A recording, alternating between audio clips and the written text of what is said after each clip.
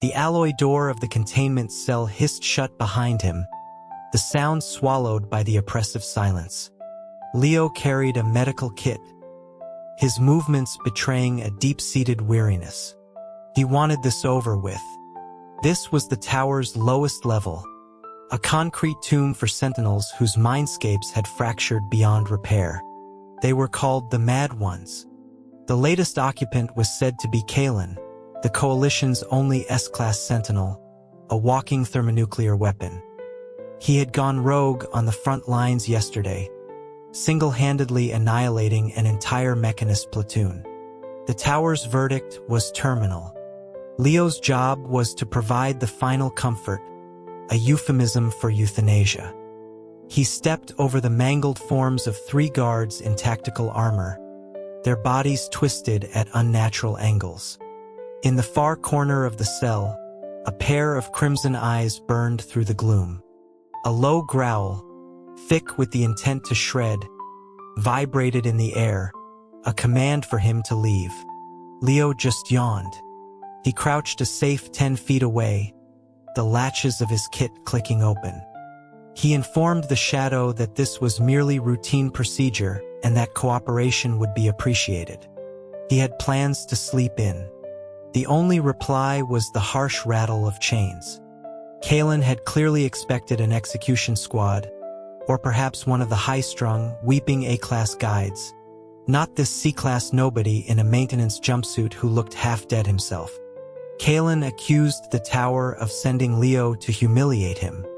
A wave of unrestrained psychic energy erupted from him, an invisible sledgehammer aimed at Leo's skull. Any other guide would have had their brain turned to soup. Leo just swayed, the impact feeling like a soft pillow smacking his head. His greatest flaw was his greatest asset, a psychic threshold so low he was practically numb. The difference between an S-class and an F-class was, to him, merely a matter of volume. He advised Kalen not to waste his strength and produced a syringe filled with a clear liquid. It was the last dignity the tower offered. Suddenly, Kalen lunged, moving with the explosive speed of a dying predator. Leo didn't bother to move. The sentinel's hand clamped around his throat, cutting off his air. Leo struggled to speak, thinking that this had to qualify for hazard pay. His face turned purple, but his hand moved with practiced ease, aiming the needle for Kalen's neck. Kalen's grip was immense, yet his blazing red eyes held a flicker of shock. In that moment, as they were about to destroy each other, Leo's own meager psychic presence, triggered by oxygen deprivation, unconsciously seeped into Kalen's mind. Leo's psychic manifestation was an amorphous, placid blob, a slime. It was a pathetic thing, really capable of absorbing everything and consuming anything. It oozed onto Kalen's raging mindscape, a chaotic world of fire and twisted metal. The Sentinel's world-burning fury stuttered, like a white-hot iron plunged into cool water. Kalen's grip on his throat loosened but did not release. Instead, he lifted Leo off the ground and slammed him against the wall. He demanded to know what Leo had done. Leo gasped for air, tears welling in his eyes, and begged the man to just die so he could go home. Kalen didn't speak. He buried his face in the crook of Leo's neck and inhaled deeply. Then, an aggressive psychic tendril invaded Leo at the point of contact, forcibly siphoning his energy to mend Kalen's own shattered mind. The sensation was agonizing, like a cheese grater scraping against his brain. A pained noise escaped his lips, his legs giving out. He would have collapsed if Kalen weren't still holding him by the throat. Kalen's voice was a rough whisper in his ear, a raw and hungry sound, telling him not to stop. He wanted more. When Leo finally stumbled out of the cell, he looked like he'd been drowned. His legs trembled, and a dark, ugly ring of fingerprints bruised his neck. But in his pocket, he clutched a black CR chip. After Kalen had stabilized, he'd tossed it to him, calling it a retainer. It was loaded with 500,000 coalition CRS. Leo had been tempted to push the needle into Kalen's carotid artery, but for that kind of money, he settled for a muscle and a heavy sedative instead. The man hadn't died. His mindscape had miraculously stabilized. When the tower's monitors rushed in, they gaped in disbelief. An S-class sentinel self-repairing from a full psychotic break was a medical impossibility. Only Leo knew the price of that miracle. His psychic slime was now a shriveled, dehydrated lump. He wouldn't recover for a week. He was leaning against a wall, trying to make it to the exit, when two officers in crisp white uniforms blocked his path. He recognized the insignia of the Provost Guard, the top brass's private enforcers. They informed him that Executive Silas wished to see him. A cold dread settled in Leo's stomach. Silas, the tower's current autocrat, and another S-class sentinel. But where Kalen was a rabid dog, Silas was a sophisticated monster. It was said that when Silas killed, his white gloves remained pristine. Leo clutched his bruised neck and claimed he needed to see a medic for his work-related injury. The officers informed him, without a trace of emotion, that a gurney was on its way. He could meet the executive lying down. The air on the tower's top floor was cleaner, tinged with a faint, cool scent. The smell of money. The office was cavernous, its floor-to-ceiling window offering a stunning view of District 9's lurid glow against the wasteland. Silas sat behind a vast desk, a man of severe beauty. Gold-rimmed glasses, an ascetic aura, immaculate white gloves. Leo knew those hands were scheduled to sign the 10th District Purge Initiative next month, exiling thousands of low-value citizens from the safe zone. Silas recited Leo's file from memory. Leo, age 24, C-Class Sensory Guide. 3 years in the tower with a perfect record of 108 successful final comforts for rabid sentinels. Until today, Leo stood before him, trying to project a confidence he didn't feel. He wanted to sit, but dared not ask. He mumbled something about it being a fluke, that Major Kalen was just lucky. Silas rose, his tall frame casting a long shadow. He moved from behind the desk, the oppressive psychic pressure of an S-class rolling off him in waves. Leo could feel his slime quivering. Silas scoffed at the idea of luck.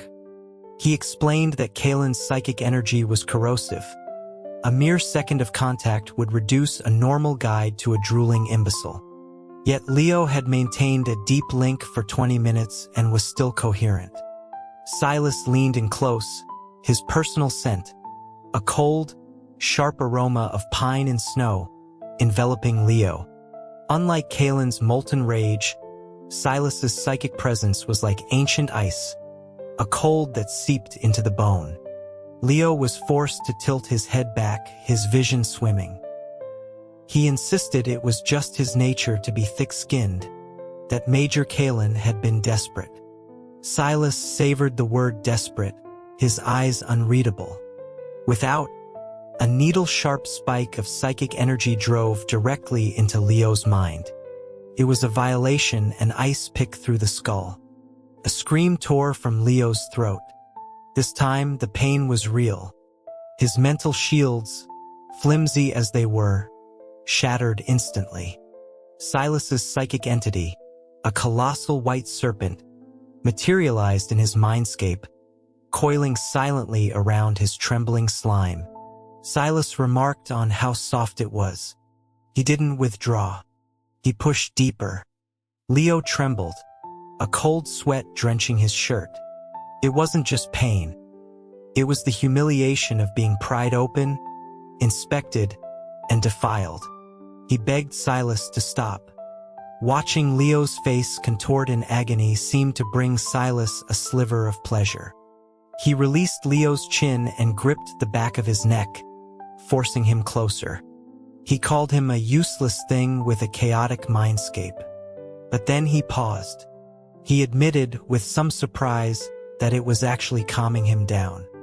Leo realized that the perpetually tight line of Silas's brow had relaxed.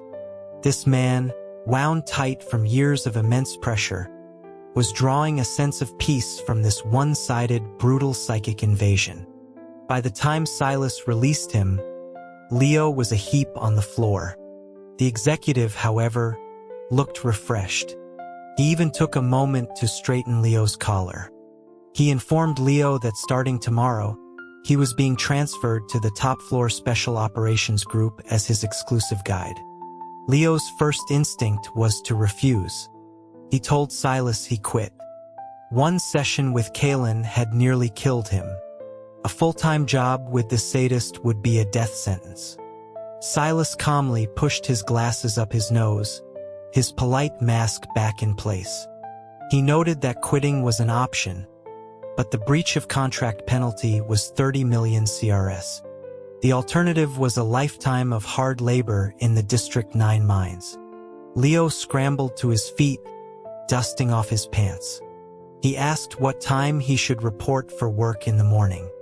It was late when he finally left the tower. The neon lights of District 9 bled across the night sky. He lived in a tenement in the lower city, a lawless, chaotic place, but a free one. He bought a can of synth ale from a vending machine, the cold liquid doing little to wash away the foulness of his day.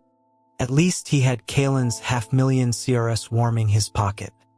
The motion sensor light in his building's stairwell flickered erratically.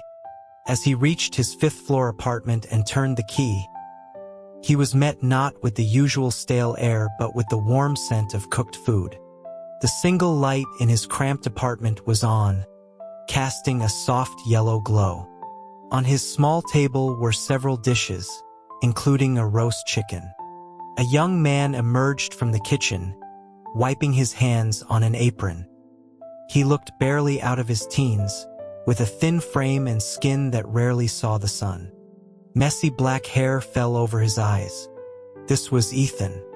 Leo had found him in a black market alley 2 weeks ago, bleeding out in a pile of garbage with a broken leg, surrounded by the mutilated corpses of several gangers. Leo hadn't wanted to get involved, but the boy had grabbed his pant leg, and his eyes had reminded him of a dog he once had. So he dragged him home. Ethan's face lit up when he saw Leo. He limped over, eager and devoted, like a puppy greeting its master. Leo sidestepped the impending hug and told him to go to bed, that he didn't need to wait up. Ethan wasn't offended. He followed Leo inside, saying he'd made the chicken Leo liked and wanted to eat with him. Leo sat, suddenly ravenous. Ethan served him a plate, carefully placing the best pieces of meat in front of him. Then his eyes fell on the dark bruises encircling Leo's neck. The gentle warmth in his expression vanished, replaced by a deep, unsettling cold. He asked who did it. Leo, his mouth full, dismissed it as a workplace accident.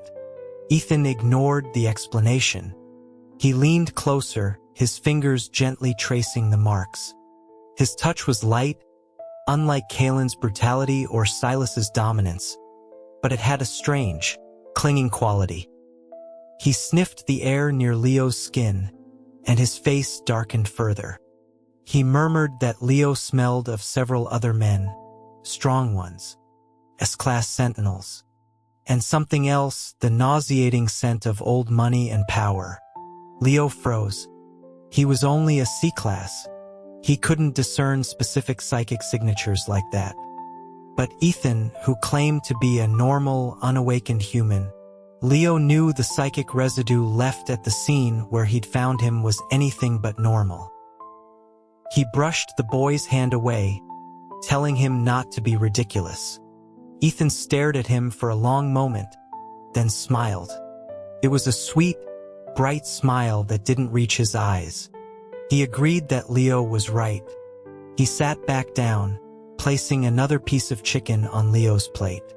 He said that since Leo was so wonderful, there must be many bad dogs who wanted a piece of him. But that was okay. In a voice of pure innocence, he promised that if any dog ever dared to bite Leo, he would pull out all its teeth, one by one. Then he'd peel off its skin and make a rug for Leo to wipe his feet on. Leo looked at the meat in his bowl and suddenly lost his appetite. He hadn't rescued a stray puppy. He had brought home a wolf. The next day at the tower, the Special Operations Office was an arsenal. Elite sentinels, all muscle and grim expressions, paused to stare as he entered. Their looks made him feel like a chihuahua that had wandered into a wolf pack. Whispers followed him. He was the boss's new guide? A C-class? The last B-class they had was still in the ICU. Leo ignored them, found an empty desk in the corner, and began to pretend to work. A voice crackled over the intercom. Silas's. Leo sighed and pushed himself up. He opened the door to the executive office and stopped short. Silas wasn't alone. Kalen was there. The sentinel who had been chained in a cell less than a day ago was now in a crisp black military uniform, the general's stars on his shoulders gleaming. He was sprawled on the sofa, boots propped up on the coffee table, casually flipping a combat knife. When he saw Leo, his predatory eyes lit up. He jabbed the knife into the solid wood of the table. Even from across the room, Leo could feel the waves of restless energy coming off him. Silas, from behind his desk, did not look pleased. He reminded Kalen whose office this was, and whose guide Leo was. Kalen laughed, a harsh, grating sound. He rose and stalked toward Leo. He asked Silas if Leo had been labeled property of Silas when he was in Kalen's bed the day before. The statement was deliberately misleading. It had been a restraint cot in a prison cell. Kalen loomed over Leo, his sheer size blocking out the light. The scent of gunpowder and ozone clung to him. He called Leo a useless thing. Leo instinctively backed away until he hit the door. Kalen told him his head was splitting open, that the other guides were useless, and that Leo was the only one who worked. He grabbed Leo's hand and pressed it against his own chest, ordering him to provide relief. Right now, Kalen's skin was feverishly hot. Beneath the surface, the psychic storm was still raging. Silas moved then, batting Kalen's hand away and pulling Leo behind him. White psychic tendrils, tangible manifestations of his power, unfurled in the air around him like a nest of vipers. Not to be outdone, the phantom image of a massive, mechanical tyrannosaur shimmered into existence behind Kalen, letting out a silent, psychic roar. The pressure in the room became unbearable. A glass on the desk shattered. Caught between them, Leo felt like he was about to be crushed. He peeked out from behind Silas and meekly asked if they could take their fight outside. The office decor looked expensive. The air went still. Silas shot him a look that clearly meant shut up. Kalen, on the other hand, laughed. He said Leo had a surprising fixation on money and asked if the $500,000 wasn't enough. He reached into his pocket and threw a handful of untraceable currency chips onto the floor.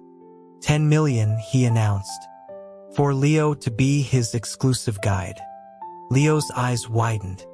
That wasn't just money. It was a lifetime of security. A beach house. Retirement. He was about to dive for the chips when Silas grabbed him by the collar. Silas's voice was arctic as he asked if Leo thought he couldn't afford him. He tossed a file onto the desk. A deed to a prime residential unit in the tower's core sector, and an appointment letter for the position of Deputy Director of Special Operations. He told Leo to sign, and it was all his. Leo looked from the chips on the floor to the documents on the desk. This wasn't about him. He was the cure, and they were two addicts fighting over the last dose. He was a resource, a bargaining chip in their power struggle. As he stood there, paralyzed by indecision, a frantic knock came at the door. A communications officer burst in, reporting a massive psychic contamination event in the lower city. 3 sectors were already lost.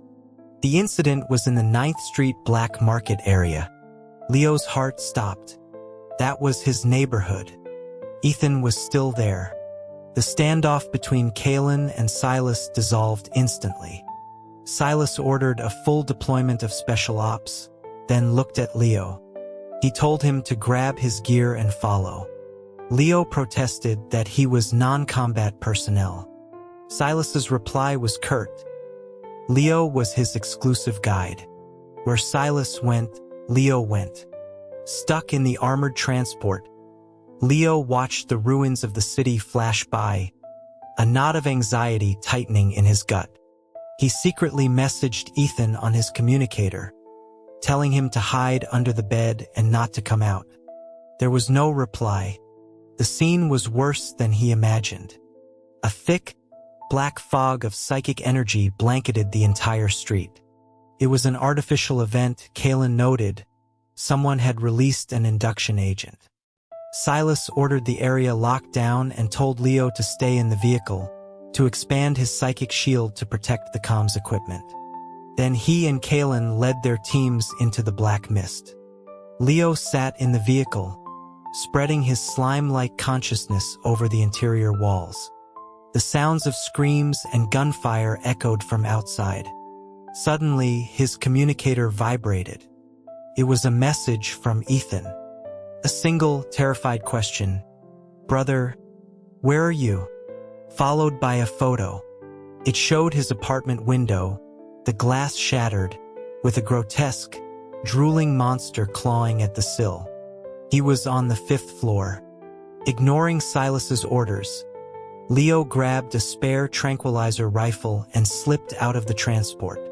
Inside the fog, visibility was near zero, and whispers of madness clawed at the edges of his hearing. He sprinted through the chaos, kicking away smaller mutated creatures, and finally reached his building, which was now entwined with thick, black, pulsating vines, the physical form of a powerful psychic entity. He took the stairs, kicking down his apartment door. The scene inside stopped him cold. The living room was destroyed, but Ethan was not being torn apart by a monster. He was sitting calmly in the only intact chair, a small knife in his hand, methodically peeling an apple. At his feet lay the corpse of the creature from the photo, its head sliced clean off. Several other high-level abominations were piled nearby like trash. Hearing the door, Ethan looked up. The cold indifference in his eyes vanished in a flash. The knife clattered to the floor. His expression crumpled into one of terror and helplessness. Tears streamed down his face as he lunged for Leo, burying his face in his waist and trembling. He sobbed about how the monster had burst in and then just collapsed, attributing it to Leo's good luck charm. Leo looked from the expertly dispatched monsters to the weeping boy in his arms. He was silent for a moment, then patted Ethan's back. He said flatly that their apartment just had good feng shui. Ethan burrowed deeper, a triumphant, invisible smile gracing his lips. Just then, an explosion rocked the building from below. The amplified voices of Silas and Kalen boomed, ordering the person inside to surrender. Ethan went rigid. He lifted his head, the tears gone, a flicker of malice in his eyes. He whispered in Leo's ear that the annoying dogs had followed them. He asked if Leo wanted to run away with him, just the two of them. Before Leo could answer, Ethan pulled a syringe from his pocket and plunged it into his neck. A freezing liquid shot into his veins, a high-concentration guide inducer. Leo's vision blurred as a scorching heat flooded his body. His mindscape, once placid, began to boil. He collapsed into Ethan's arms. Ethan caught him gently, kissing his eyelid. He promised that when Leo woke up, they would be somewhere no one could ever find them. But he didn't pass out. Two terrifying psychic forces tore through the wall. With a deafening roar, the entire structure collapsed. Silas's white serpent and Kalen's mechanical tyrannosaur materialized in the dust and debris. Kalen bellowed for Ethan to let him go. Silas, seeing Leo's flushed face and clouded eyes, showed the first crack in his icy composure. He recognized the effects of the inducer and told Ethan he was courting death. Ethan, holding Leo, just smiled. Behind him, a countless swarm of black crows, his psychic manifestation, rose into the sky, blotting out the neon glow. He licked his lips, his eyes wild. He declared that Leo was his guide, and no one could take him. He was another S-class sentinel, a psychic type. The three immense psychic pressures collided. The inducer made Leo crave a sentinel's touch, a deep, gnawing emptiness that made him whimper. The sound was a lit match in a powder keg. Kalen moved first, a blur of motion. His tyrannosaur construct lunged, snapping at Ethan's storm of crows. Ethan, despite his limp, was impossibly agile, using the crows to form a defensive whirlwind as he leaped backward, crashing through the opposite wall and plummeting from the building. Leo felt the sickening lurch of a freefall. But before they hit the ground, Silas's giant white serpent shot out, coiling around Leo's waist and ripping him away from Ethan. Silas stood on the ledge above, a smoking pistol in his hand. He stated coldly that he didn't like people touching his things. The serpent squeezed, and Leo, dangling in midair, felt a wave of nausea. The inducer was reaching its peak. A desperate heat consumed him. He could smell all three of them. Kalen's fire and smoke, Silas's cold pine, Ethan's cloying, sweet scent of blood and decay. To his overstimulated senses, it was both poison and antidote. He needed something. He unconsciously grabbed the serpent's cool scales, the touch a shocking relief. Silas flinched. The link between a sentinel and his construct was absolute. Leo was essentially touching him. Leo mumbled a delirious complaint about the serpent being uncomfortably hard. Kalen was there in an instant, smashing a fist against Silas's psychic barrier, demanding he hand Leo over. Silas sneered, asking if Kalen wanted to kill him with his brutish incompetence. He retracted the serpent, pulling Leo into his arms. He examined Leo's dilated pupils, the feverish heat of his skin. The inducer concentration was too high. Without immediate psychic bonding and stabilization, he would suffer total mindscape collapse. From the rubble below, Ethan climbed to his feet, smiling wider than ever. He said he wouldn't mind if Leo became an imbecile. Then Leo would be docile and belong only to him. They were all insane. Leo began to cry, clinging to Silas like a lifeline, rubbing his face against the man's cool hand. He begged for help, for the psychic connection that would fill the horrifying void, even if it hurt. Silas's fingers stiffened, then clamped onto Leo's chin. He agreed to help, but on one condition. From now on, Leo would live on the top floor of the tower and never leave. Leo nodded frantically.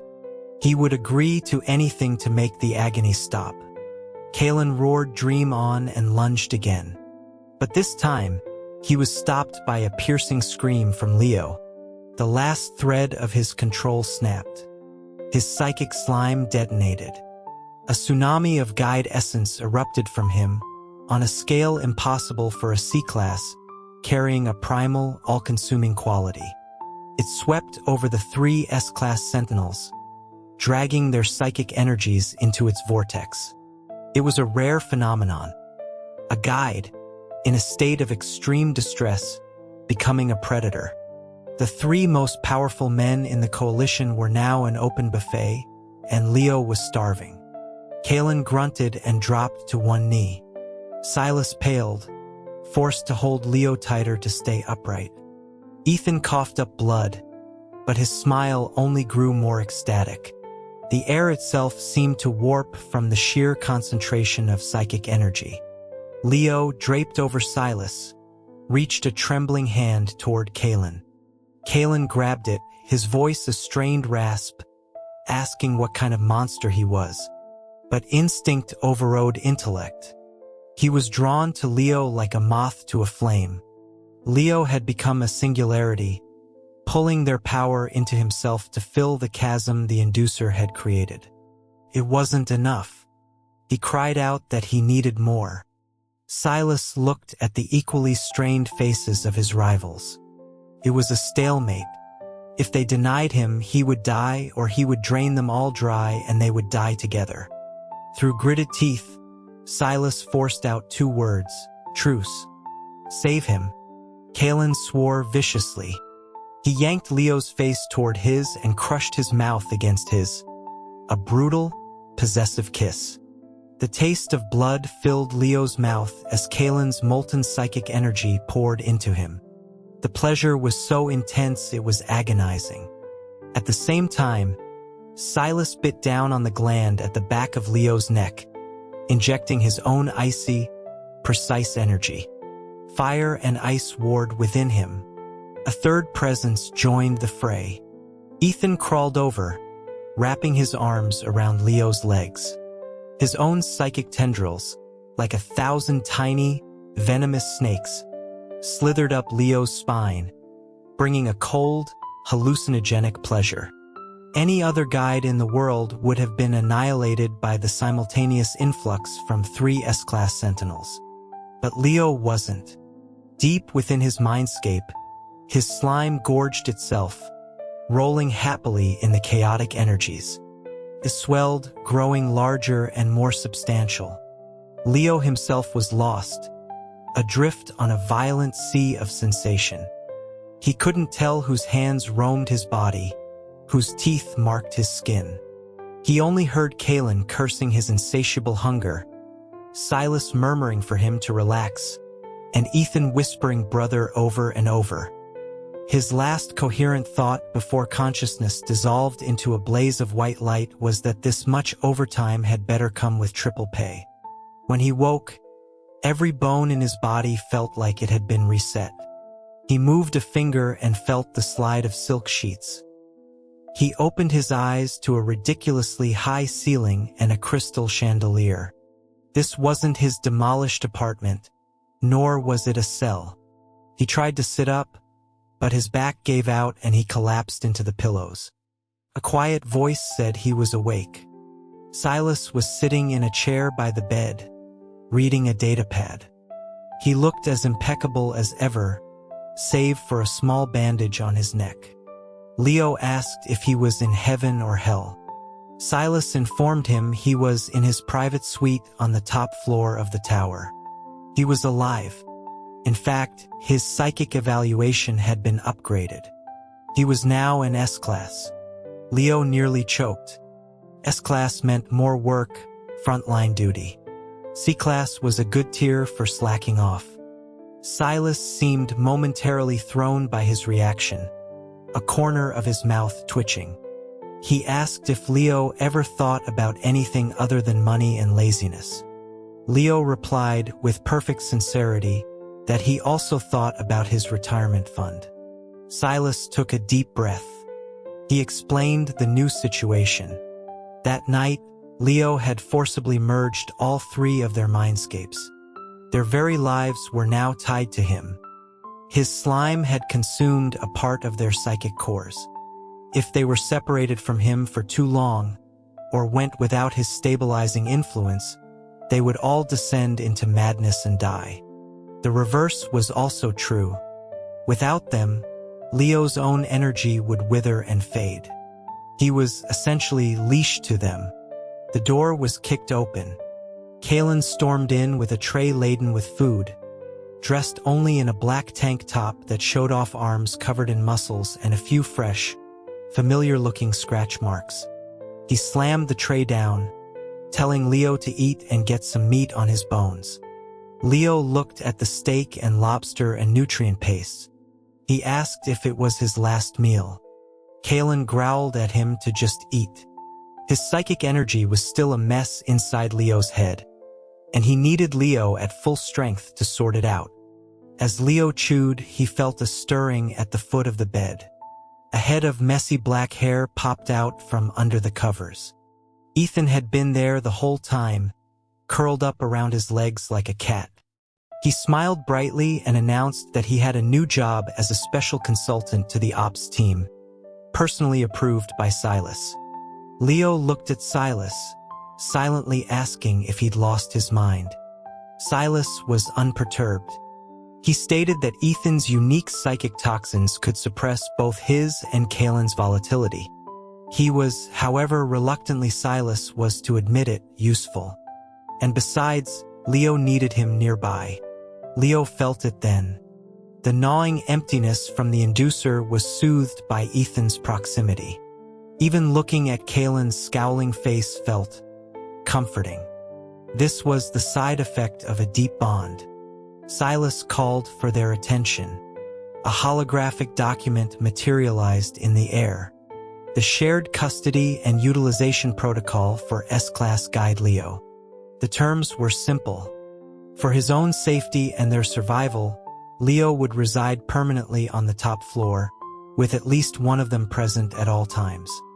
He would provide regular psychic stabilization sessions for all three of them. A schedule was displayed. Kalen on Mondays, Wednesdays, Fridays. Silas on Tuesdays, Thursdays, Saturdays. Ethan on Sundays with the option to insert himself as needed.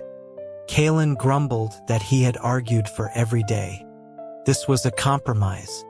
Then came the final, most important clause. As compensation, they would be sharing a significant portion of their personal assets with him. Silas named a figure, an astronomical number that made Leo's breath catch in his throat. It was more money than he could have earned in 10 lifetimes. Deal, Leo said, pressing his thumbprint onto the holographic seal without a moment's hesitation. Freedom and dignity were flimsy concepts in the face of that many zeros. He would be the happiest damn canary in a gilded cage. Ethan hugged his waist, calling him an endearing little miser. Only Silas smiled, a knowing, predatory curve of his lips. Pleasure doing business with you, he said. And so Leo's new life began. He was pampered and protected, but his body was perpetually exhausted. At the training grounds, Kalen would demand his constant presence, calling it psychic support while he pushed his body to its limits. He'd interrupt his workout to steal a sip from Leo's drink, then lean in and lick the sweetness from Leo's own lips, declaring it the perfect flavor, all in front of dozens of other sentinels who had learned to pretend they were blind. Evenings with Silas were the most draining. He was a perfectionist, demanding a flawless, seamless mental link. He would have Leo on his desk, surrounded by files, pushing their connection deeper and deeper, questioning if he preferred this to Kalen's more savage methods. Leo preferred sleep, but that was never an option until Silas was satisfied. Ethan was the most troublesome. He would sneak into Leo's bed on nights that weren't his, complaining of the cold, of phantom pains in his leg from some imaginary slight by Kalen. Leo knew he was faking it, but he was too tired to argue, simply pulling the boy into his arms. The moment he did, the storm of crows in Ethan's mind would settle, and Ethan would whisper that Leo was his and his alone. He got used to it. He watched them argue, sometimes coming to blows, over who got an extra 10 minutes of his time, and he would sit back and critique their fighting styles. One day, a new intern, a young, idealistic guide, saw him and gave him a look of profound pity. She said she'd heard he was being held captive, and that it was so tragic. Leo was reclining in a million-CR massage chair at the time. Kalen was feeding him peeled grapes. Ethan was massaging his legs. Silas was reading him the quarterly earnings report from his new investment portfolio. He swallowed a grape. Tragic?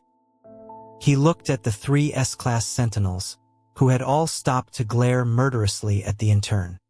He looked down at the diamond-studded locator bracelet on his wrist. He smiled, spitting a grape skin into Kalen's outstretched hand. "Oh, it is," he agreed. "It's terribly tragic. Taking care of 3 rabid dogs is just hell on the back."